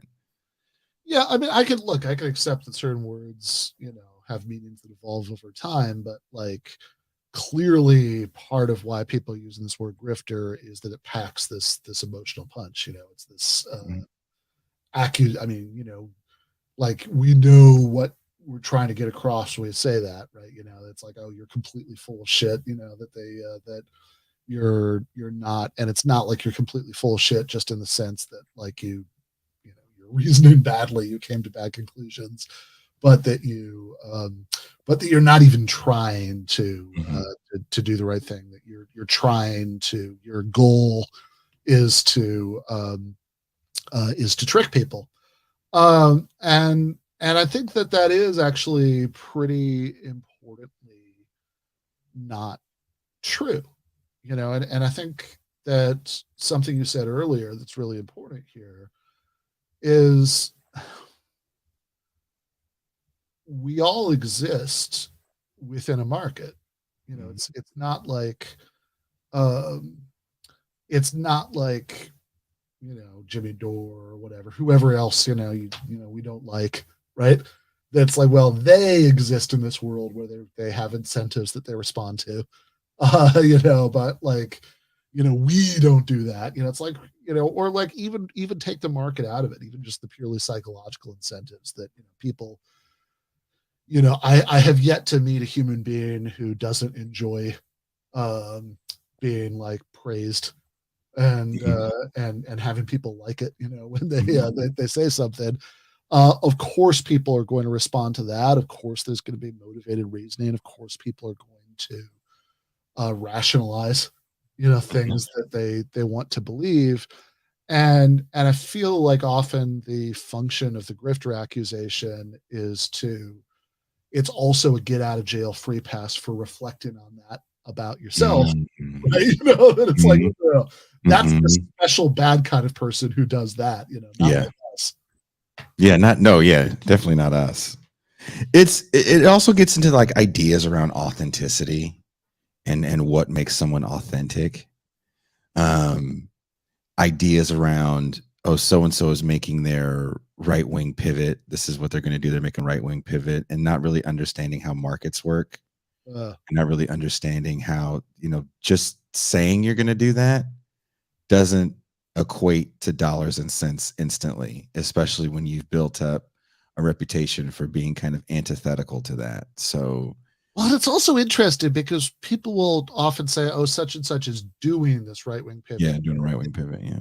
It's not like, oh, they did a right-wing pivot, past tense, right? Yeah. It's, that they're doing it. And I feel that like oftentimes the function of diagnosing the right-wing pivot that's just starting or it's just about to start or whatever is that you don't actually have to show that whatever anybody's saying right now is all that bad, because you've written this check that's like, no, whatever. It doesn't matter if what they're saying right now isn't that bad. I can tell that they're about to start saying some really bad stuff. So we could just draw on that future balance, right? We can start getting mad at them now for all the bad stuff that I know they're gonna no longer be my superhero, and they're gonna turn to the dark side of the force. I saw Star Wars. I know how this works. Anakin was a good dude, and then he wasn't. Yeah. And that's kind of George Lucas's moral universe. It takes 10 seconds to go from one to the other, right? You just that's all it is, and then it becomes like a dollars and cents thing, and no one really thinks about the fact, like, okay, well, how would this play out for someone in real life? Think about, do you think Don Lemon or Tucker Carlson switching networks is going to be an instant windfall of cash? Like outside of a contract, maybe outside of the first few months of people wanting to see what the new Tucker Carlson or the new Don Lemon would look like. But other than that, it's probably not going to bear, long-term fruit like their previous careers would have done. Yeah, that seems totally right. Like, I mean, it's not actually the case that, I mean, if Rachel Maddow decided tomorrow that she loved Donald Trump, You know, yeah, like that would her whole 4 years for the Trump term is Russia, Russia, Russia. The country's headed down the road of fascism, and if that person then goes, well, fascism might have been the way to go, and that's how them as being the anti, Trump's a fascist guy or the big Trump's a fascist guy. That's not going to play as well in the places you think it's going to play well. You know why? Because you don't have to live in that ecosystem. You don't have to see how people may change things they say here and there and how it affects their bottom line. You've never had to look at how bringing on certain guests that may be more controversial change viewership or read exit surveys in your Patreon and why people don't like you. You've never had to do that. This is all armchair quarterbacking, sports talk, and sports fan interaction. And that's how you're looking at it. So it's easy to say so-and-so is making a right-wing pivot. Next time you hear someone say so-and-so is making a right-wing pivot, think about somebody that's never been in said locker room of whatever team they're talking about, doesn't know the player on a personal level, and is oversimplifying relations in a workplace like a sports team by saying so-and-so is a cancer in the locker room. Can't bring that guy in here because they are a cancer in the locker room. That's all made up conversation. That's the epitome. I'm working on this movie for the script is done, documentary called Kayfabe. That's all kayfabe. So-and-so is a cancer in the locker room. You don't know what that person is. I heard from someone that so-and-so is just a disruption. Really? It's a disruption in the locker room if nobody's check cleared. It's a disruption in the locker room when the star player that wins the games gets injured. And people know that certain performance-based bonuses aren't going to get reached.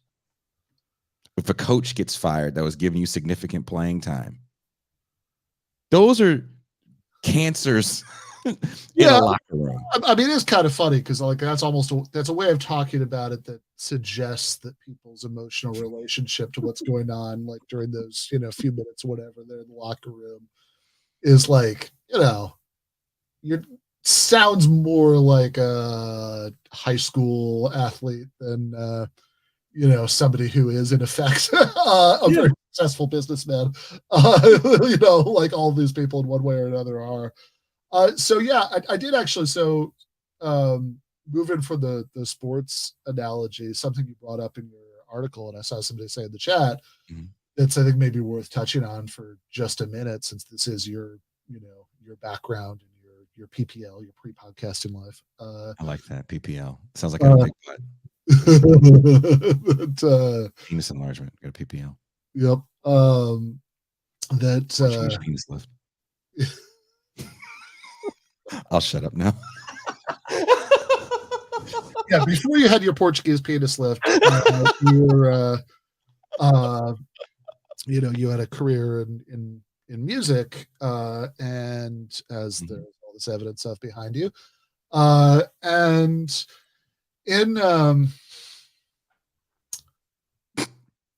this is, even though they don't have exactly the same meaning, I mean, there is definitely a pretty close equivalent, at least, classically at least, right? Back in the day, certainly, to grifter accusations in media, which is being a sellout.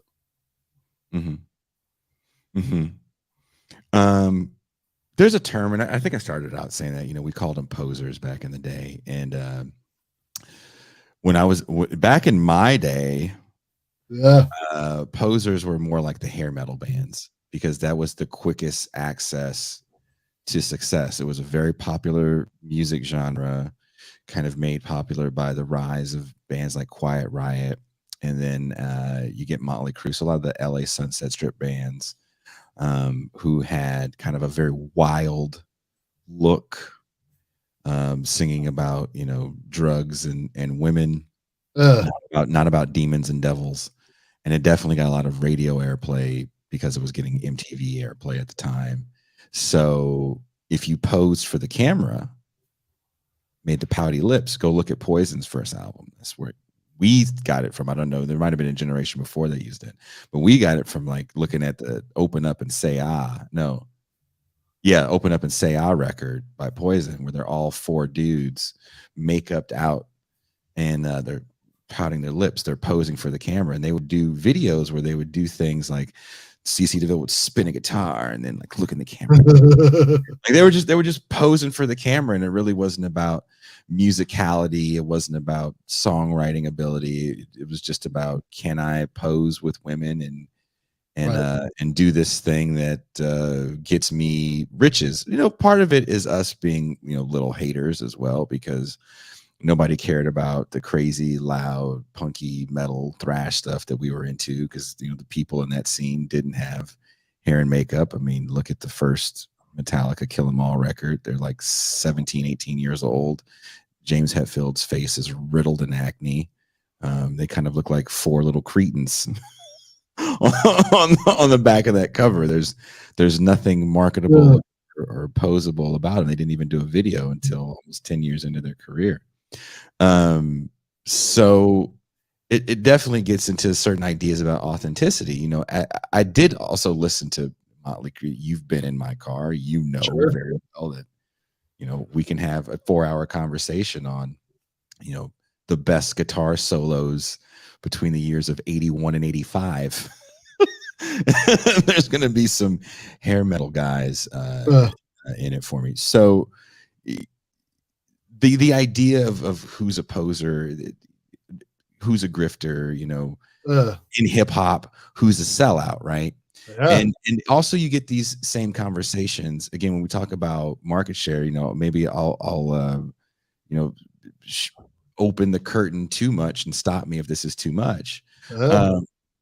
Bigger shows, I have friends that don't talk about what we talk about. Specifically, my good friend Dan Larson, who has a great show called Secret Galaxy. If you guys are me and Ben's age, if you're in your 40s and you like pop culture stuff about cartoons and toys and movies of that era, Dan Larson's Secret Galaxy is one of the most fun shows. It's a fun rabbit hole to go down.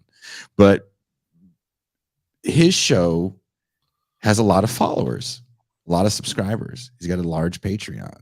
And he then gets something that we don't get, and that's placed advertisements. When you upload a video onto YouTube and you get to be a channel that monetizes, it says there's a little box you check, and it says, are you going to have an advertisement that you place in here? Because we need to know that. So we don't have that ability yet, because no one's really reaching out to us and saying, you know, Ben and Jason, you guys have X amount of subscribers, and we want to hit your audience up for our $40 a month serial subscriptions. We don't have that. And when people get to that level, it's kind of a godsend, because there's all types of things that demonetize a video. 500,000 subscribers may sound like a lot, but it's really not that much in the grand scheme of things. Yeah. And if you do a video and it goes through the checks and it's fine, you won your appeals, and then all of a sudden, dang it, they snagged me. Or we have another guy that we like, where I don't know this person, but I love his content. If you like silly, schlocky movies and horror movies, there's a guy that me and Ben have been watching called Brendan Tenold, called Brendan's Cult Film Review. And sometimes he does movies that no matter what he does, no matter what he blocks, he's going to get hit with not a strike, but a demonetization. He's not going to be able to monetize it. So he's able to get sponsors for that video. Yeah. Those sponsors aren't telling him, hey man, you can only talk about these movies. And if you're going to talk about these movies, you can only talk about it in this light. It's not happening. When Dan does a spot for Magic Spoon, I know Dan personally. I know he does eat Magic Spoon.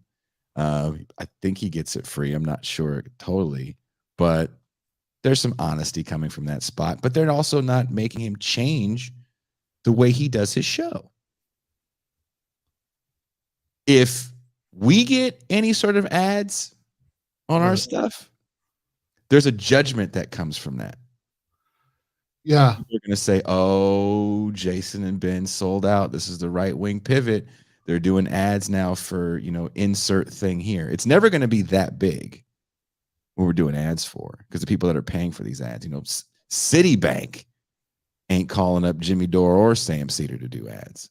No, it's the I don't be the Sebe day. Yeah. Yeah. Yeah, I mean, as charming as an idea as that honestly is, that like some sponsor is like talking to Brendan on the phone, being like, okay, but you can't say any shit about Creep Show 3. That's our Creep Show. We'd finance that thing. Yes.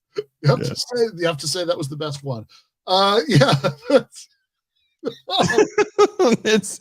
It's insane, and you're not, and I fight with it. Sure. Would I do an ad for something that I know people that listen to my show probably can't even afford? I don't know. I don't know. I don't know. I can honestly say I just don't know. Yeah, I mean, I guess it depends what the what the thing is. Yeah. But no one's going to come to us and ask us to advertise anything that's really going to cause us to change the way that we talk about this show. They really won't. Well, you say that, but after that Moink partnership comes in, it's going to be mostly, the show's going to be mostly focused on how awesome Moink is. Okay. Or if I do, what's it called? Crypto. Oh my God. Oh yeah, I could. No, actually, that would be the one that, like, that's how I took the bag. Yeah, I so child support ain't gonna pay itself. That debate that I did with James O'Keefe and Tim Pool and sort of Tulsi Gabbard, she was there. Oh yeah, featuring. Yeah, featuring Tulsi Gabbard. Exactly. That was sponsored by this thing Minds, that also has this like platform, and then there's a point where they asked if I'd like do something so that like the stuff I do on YouTube would like go up on the platform, whatever. It's like, yeah, fine, whatever. Mm-hmm. And they're like, oh, and you register for this and you can monetize it, and the monetization was through Bitcoin. I was like, no, I'm not gonna do that. That's not that's a hard no. There's also another platform that people we like have at least one point had a show on it, or I don't know if they were doing extra stuff on it, but just doing it on there also, that had approached me at one point, and that was the same deal that they paid people in Bitcoin. I was like, I just don't, I'm not even saying this is like a moral objection or whatever. I would just feel too ridiculous about myself. Exactly. Like, dude, I'm cool. Yeah. There's kind of a disconnect between fan bases and their understanding of like influence and power, and like, where do you want your show's influence to go? And, again, let's talk about music for a second. And there's an interesting moment for a band called Metallica. And I'm so sad I lost this. I mentioned losing this, and someone on Twitter said that they had copied it and they sent it to a friend. Maybe it was this or something else I had written way back in the day, but I had written like 3,000 words on post-Black era Metallica, because I think they're kind of a good case study for what we're talking about. And that's a band that is really made by the people. They come up through tape trading, and they're a young US version of what they think heavy metal is, what they like, which is British metal, right? They're the US version of their copying of British metal, and it just hit with a small demographic of people, and it was a different time. And you think about them 4 years into their career, they're doing arenas. That's pretty amazing to think that they didn't really have I spent 7 years in a van, they never had to do that, right? And they get to this certain level of success with their fourth record, which is called Injustice for All, where they're headlining these arenas. They get to work with a major producer that just came off doing Motley Crue's I think Dr. Feelgood sold like 11 million records. I think there's like 6 or 7 singles off of that album. And they work with Bob Rock, who kind of alters the sound a little bit, slows things down a little bit. But that's also the band was doing some of that stuff anyway. And Metallica also is a band that has always wanted to be famous. There's a song on their second album that they never play live, and that song is called Escape. And that was their attempt to make a pop hair metal song with a big hook, and they just didn't do it well, right? They work with this producer, Bob Rock, and their 5th record, which you would call the Black Album or the self-titled record, just is a massive success. It sells like 20-some million records. And all those people that were hardcore Metallica fans, you were kind of an outsider if you were a fan of this music. Now this music, all those big 4 bands have kind of gotten a certain amount of mainstream and MTV success. They're getting radio success now. Some of these bands are finally breaking even. When you hear people like Dave Mustaine and Dave Ellison talk about the years of tax debt that they were in and drug debt that they were in, by the time they get to their 5th records, they're finally like, all right, we can actually buy stuff now. And that's hard. I think it's hard for a lot of people to fathom. And the first, moniker that was put on Metallica with the success of this record is, oh, well, they sold out. Right? Not finally, this music that I love can get out to all these people. They did this horrible, immoral thing and actually like successfully sold the music that they make for a living. And that's obviously not what you want from a musician. You should just virtuously make music that not very many people are going to listen to and have a lot of debt. That's what proves you're a good person. Never move out of that house you guys shared in in El Cerrito, California. And it's interesting because what then happens when Ben Burgess goes on a show like Joe Rogan? Ben Burgess sold out. Ben Burgess didn't do this. Ben Burgess didn't do that. I didn't even get paid for that, so that's a very cheap selling out. I guess I got some, but you know what I mean? Like, and that conversation kind of pisses me off because I'm like, his message didn't change. He wrote first of all, he wrote a book.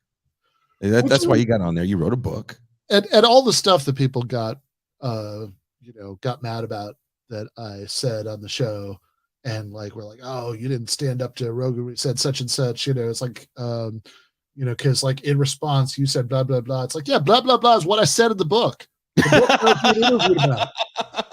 I wrote a year before.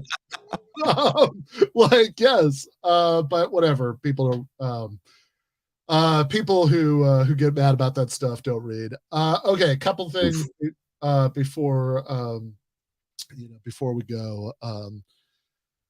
This is just there are many Twitter things that happen that make me think of as my favorite scene in the Boondocks where the people are throwing chairs and the image pauses and Huey says, "We could all be reading a book right now."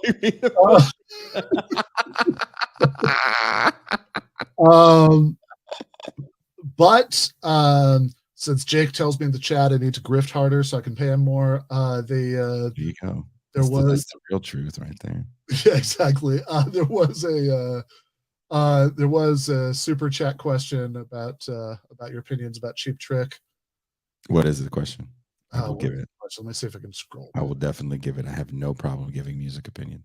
Let's see. It was way up here. I love Want You to Want Me. I love the Dream Police. What do you want to know?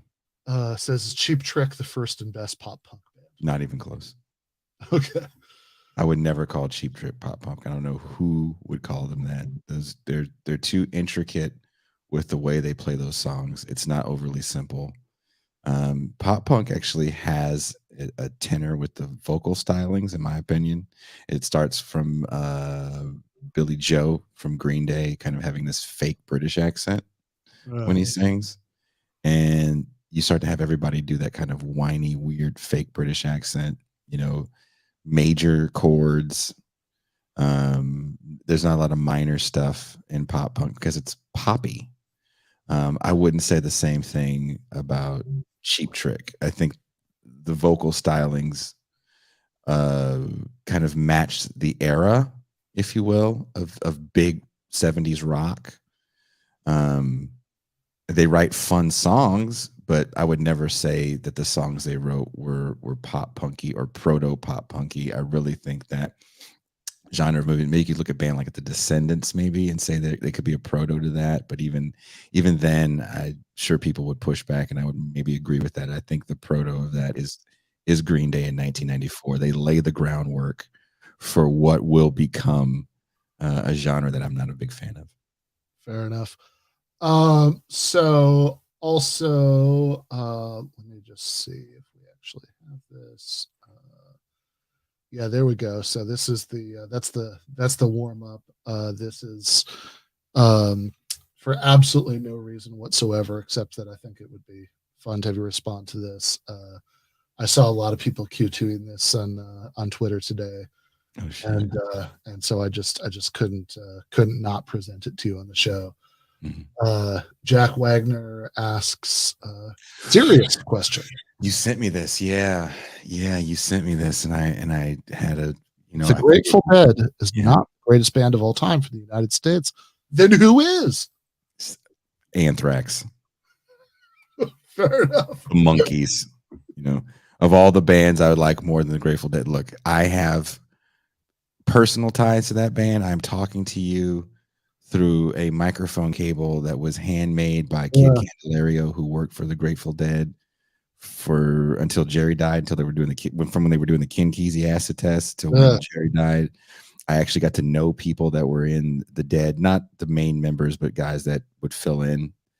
Some of them were neighbors when I lived in the studio. I got an ass full. I believe that's okay to say on the show. An ass full of that music. The people that put the Yo Gabba tour that I was on together were from the jam band world, so a lot of our musical guests came from that world. I'm not a big fan of the noodling.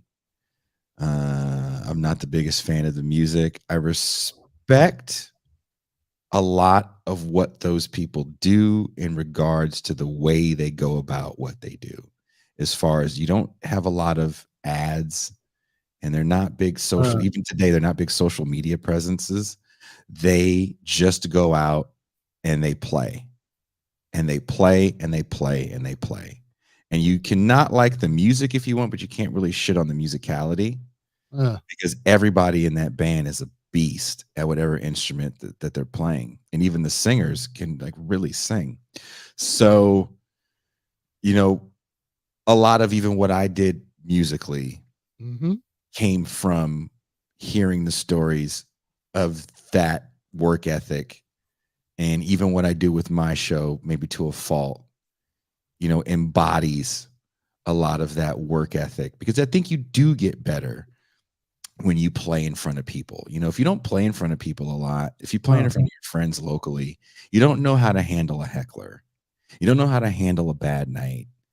You don't know how to handle sound people you don't know. You don't know how to handle different kinds of rooms as far as acoustics and sound. So I learned a lot, again, from those people that were in that world and their work ethic. I learned a lot by incorporating that work ethic. And I learned a lot even with my show. You learn that maybe you need to move things around on the screen and make things more engaging for people to see visually. And, don't be afraid to have fun, but not too much fun. And, that happens because I do it so much, and I do it so much because I took in, and it's a part of me, that kind of Grateful Dead, just get out there and do it mentality. So, fair enough. I like it. All right. So last two things from me. So we were having this whole discussion before we got off of music about grifting and why I think we both think that the grifting accusation discourse about grifters sort of might capture some real things, but ultimately it's reductive. It leads people to not be very reflective about how this stuff works. It's often just inaccurate and sort of feeds into this assumption that everybody in the world secretly agrees with us. which is probably not a very helpful assumption politically if you actually want to go about trying to make more people agree with you. I would also add that I think it's really telling that people are so attached to this accusation. I think it really shows a need to make politics about what's going on in people's souls, not what's going on out there in the material world. Mhm.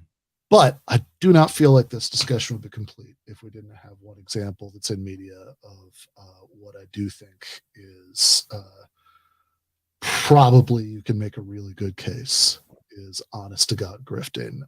This is Jake. Do we have the clip? This is Milo Yiannopoulos. Yiannopoulos. Yeah. Yes.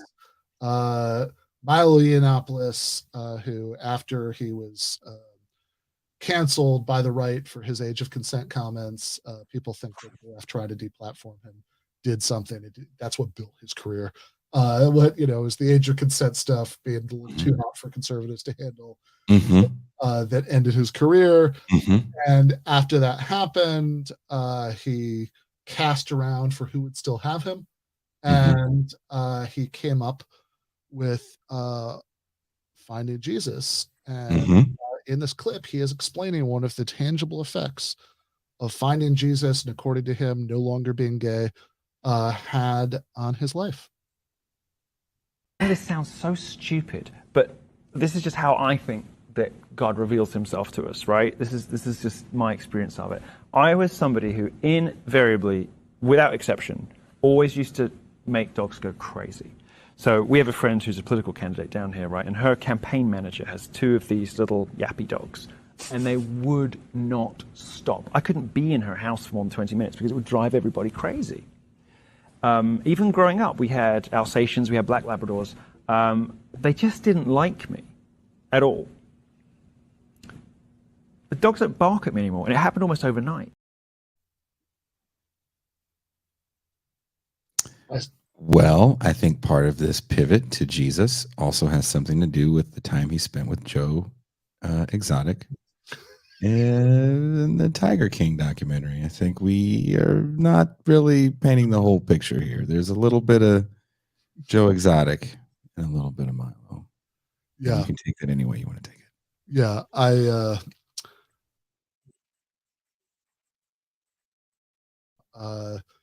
that I actually do think is some legitimate going from town to town selling monorails. 19th century. So, all but right. that, you know what? Before we go, I want to say this. Whatever you have to say about Milo's, not you, Ben, but people watching the show, Milo's pivot to Jesus. Yes. And if you think it's a disingenuous pivot to Jesus and you don't buy it, you don't buy that he's a good guy, much like Glenn Beck's pivot to rationality. And you don't buy it. You don't think they're a good guy. Next time, think about that when you say someone that you maybe used to like or you think is a left commentator is making a pivot to the right, because it works the exact same way. People. Yeah. Well. All right. I think we've established all the important truths about grifting. This is watch the movie. Yeah. Other than your homework assignment, which is to watch the Grifters. Can I John plug? Cusack. Yeah, please. Can I plug my fundraiser before we go? Yes, absolutely. So speaking about the way we consume media, I have been working for the better part of the year on completing a full-length feature documentary called Kayfabe. And it is about the way we consume media, the rise of cable news, the rise of figures like Donald Trump and Bernie Sanders, and juxtapose it with wrestling, pro wrestling. It is fun. There's some funny parts. It's, I think, pretty interesting. There's a trailer up. You can see it. There's definitely incentives from getting a credit in the movie to a signed movie poster that's going to be hand screened. And also to being in the movie by being able to create your own wrestling promo that we're going to make a montage of at the end of the film. So I think it's Indiegogo.kayfabe documentary. And we'll 100% put that in the description. I'm really excited about this thing. Coming out there into the world. I want to do. We've been talking about when it is done, doing screenings, and yeah. It's not going to be on a platform to watch probably for 6 months to a year after we finish it. We're going to give people that donated, because part of the donation perks are you going to get a copy of the movie, or download.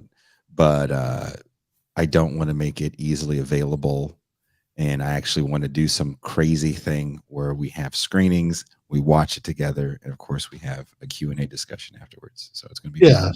No, probably do a bunch of these in different cities. Like I'll be around for some of them.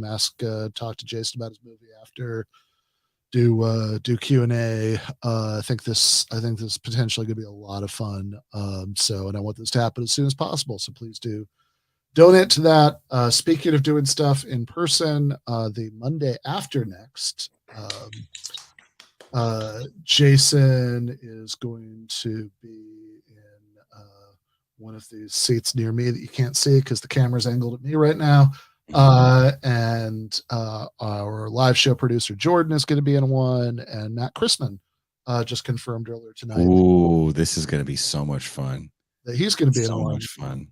We are doing the full Zoo crew in studio. And yeah, I'm really looking forward to that. So that is Monday after next. Expect a sillier Yes. Ben Burgess. Expect more fun. And for those of you that aren't patrons to Ben's show, please become a patron, because when we go to the post game, we're going to talk a little bit about Ben's first time in a black barbershop.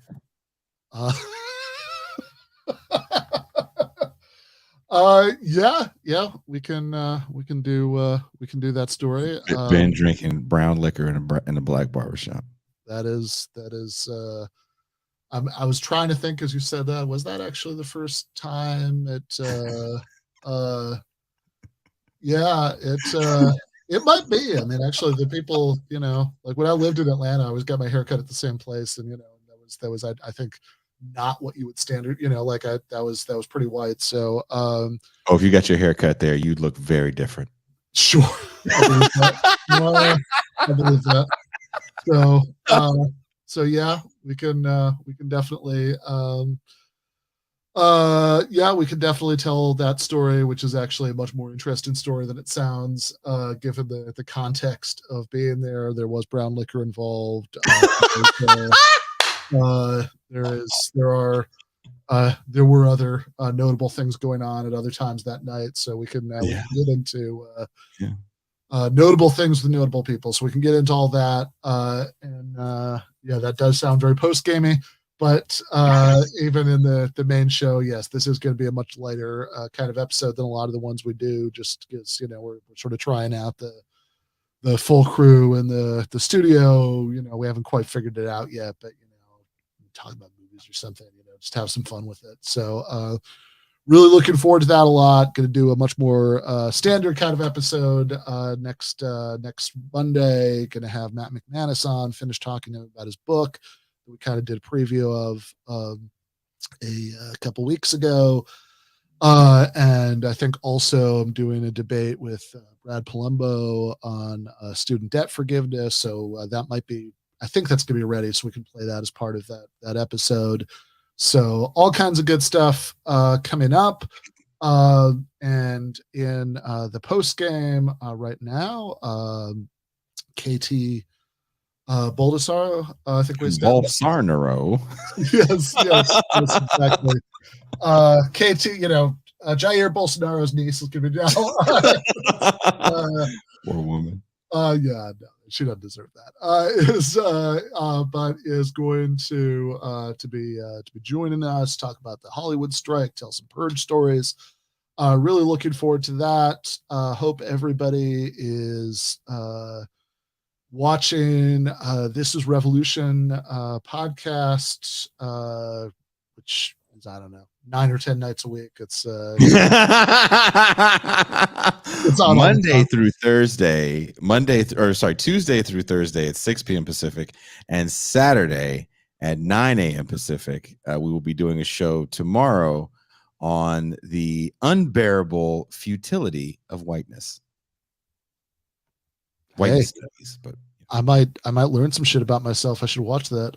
well, you broke all those things this past weekend because you had one of the blackest nights ever. All right. Well, can't come up with a better closing line than that. So yeah, left is best.